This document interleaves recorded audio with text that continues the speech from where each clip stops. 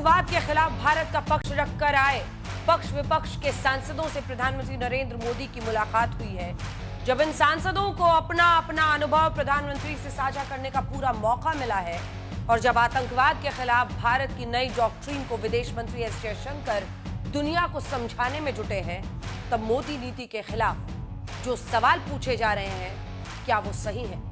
कांग्रेस आक्रामक होती नजर आ रही है। कांग्रेस ने सरकार के खिलाफ 4 सवाल खड़े किए हैं। सरकार की विदेश नीति पर सीधा हमला बोला है। सवाल है कि क्या सियासत हमें आतंक के खिलाफ एक होने से रोक रही है? सांसद करें सलाम तो फिर कांग्रेस क्यों करे सवाल? ऑपरेशन सिंदूर पर कब तक होगा राजनीति का बवाल? और जब विपक्ष बार बार संसद सत्र पहले बुलाने की मांग कर रहा है, कॉन्फिडेंस में लेने की बात कर रहा है, तो सरकार को क्या इस पर देना चाहिए खुलकर जवाब? आज हल्ला बोल का मुद्दा यही है। बहस की शुरुआत करें उससे पहले ये रिपोर्ट।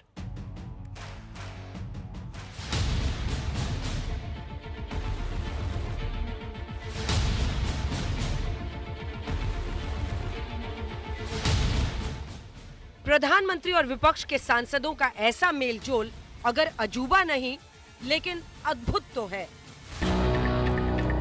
आतंकवाद के खिलाफ भारत का पक्ष रखने गए पक्ष और विपक्ष के सांसदों से प्रधानमंत्री की इस मुलाकात में टीम इंडिया का भाव।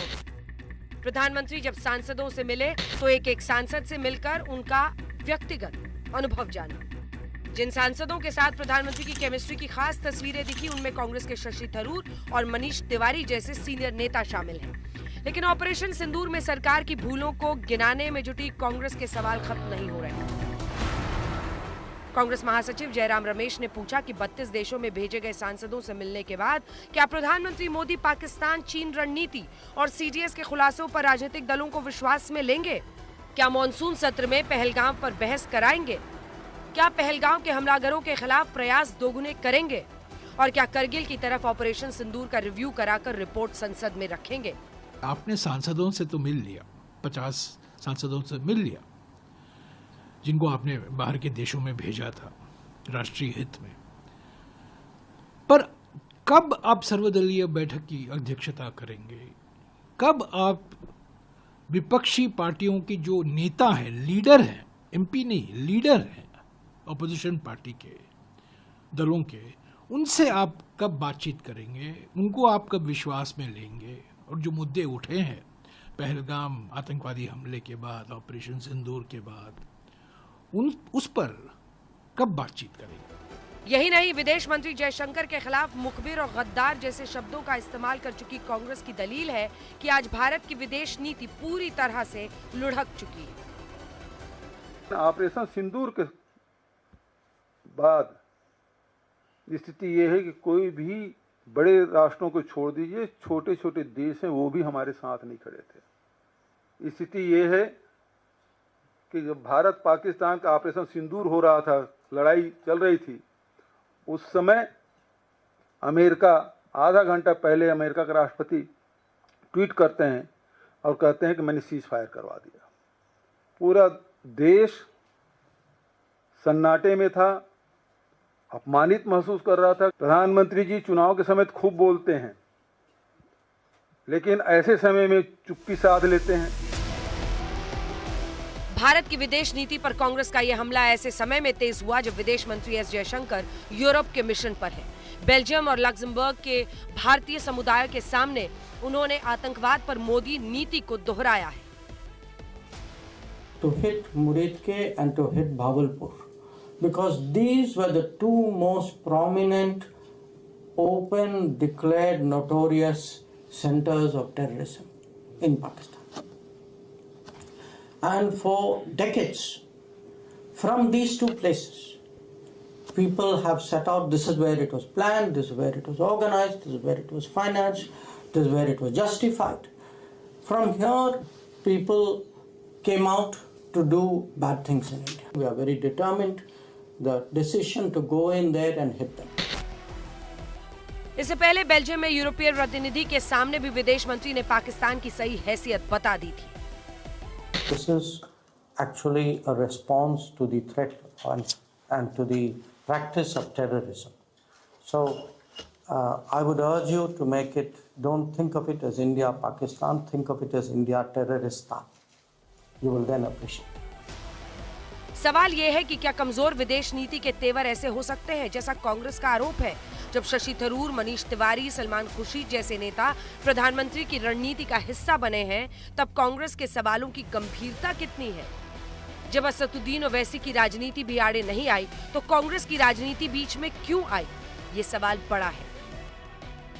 किसी भी शख्स को इस वतन से हुब्बुल वतनी की सर्टिफिकेट की जरूरत नहीं है। हम जो कुछ कहते आए हैं वो हमारे बुजुर्ग कहते आए हैं।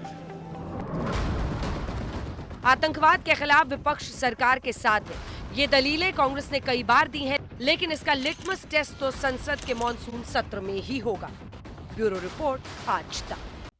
आइए चर्चा की शुरुआत करते हैं। रविशंकर प्रसाद जी, विदेश गए प्रतिनिधि मंडल के टीम लीडर, पूर्व केंद्रीय मंत्री रविशंकर प्रसाद जी हमारे साथ जुड़ेंगे। गौरव भाटिया जी हमारे साथ प्रवक्ता बीजेपी के जुड़ रहे हैं। चरण सिंह सापरा साहब प्रवक्ता कांग्रेस पार्टी के। 3 अन्य जो प्रतिनिधि मंडल से, जय पांडा जी विदेश गए थे टीम लीडर के तौर पर, सांसद हैं बीजेपी के।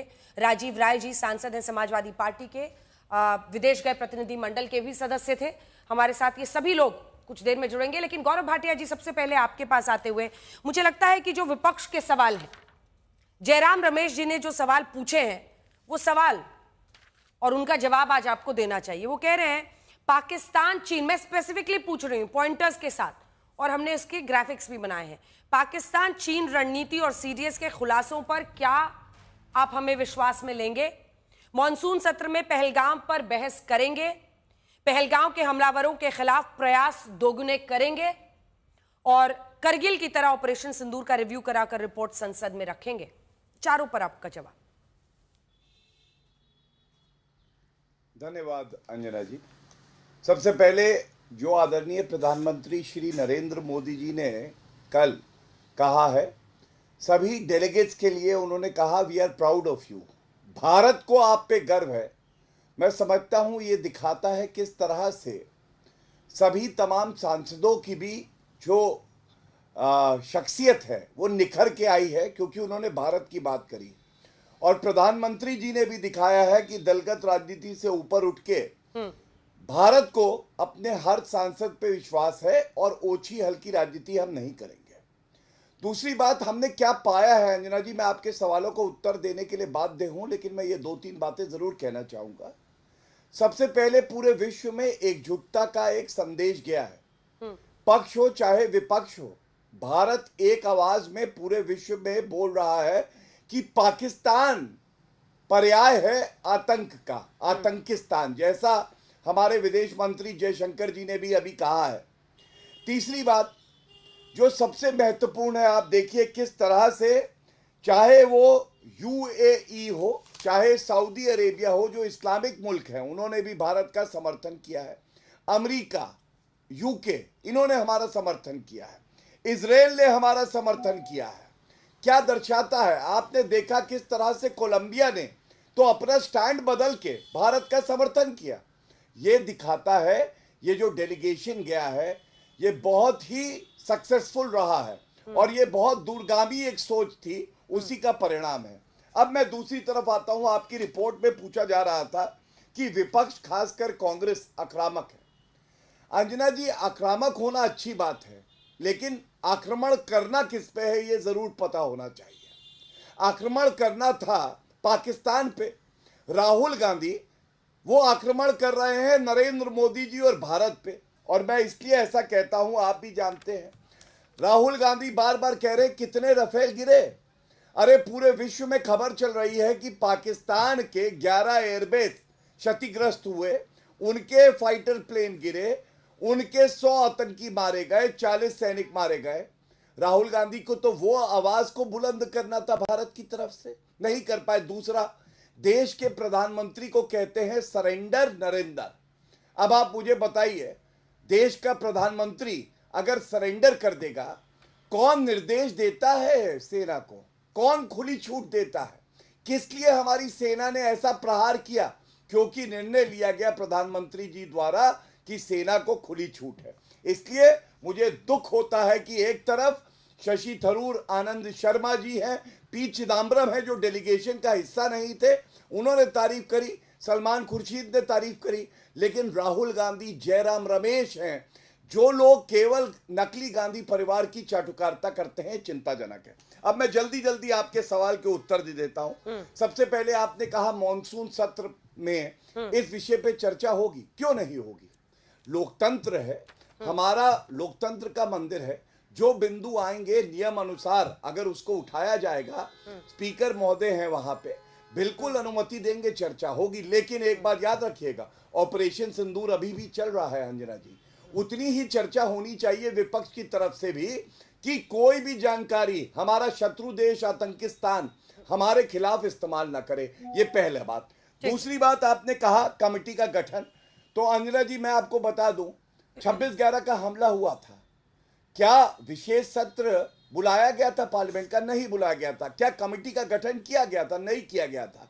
मोदी जी की सरकार में एक चीज बदली है, एक तो आज हम और सशक्त हुए हैं, जवानों के पास बुलेट प्रूफ जैकेट है, ब्रह्मोस है आज हमारे पास, आकाश सिस्टम है, एंटी मिसाइल, अपाचे चिनूक हम लोग लाए हैं अमेरिका से, इजराइल से हम ड्रोन लाए हैं, रफेल आए हैं फ्रांस से, S-400 सुदर्शन चक्र आया है रूस से। ये दिखाता है कि हमारी सेना के पास पूरी मजबूती से सरकार सारे जो करने हैं कदम उठाने हैं वो उठा रही है। यही सब बात जो आप टीवी पे बता रहे हैं, यही सब बात संसद बुलाकर सत्र, वैसे अब तो मॉनसून सेशन में ही होगा, या फिर विपक्ष के साथ एक बैठक करके भी बताई जा सकती है। मैं सापरा साहब आपका रिएक्शन इस पर लूंगी। आपके सामने भी बहुत सारे सवाल हैं जिसका सामना कांग्रेस पार्टी को भी करना चाहिए।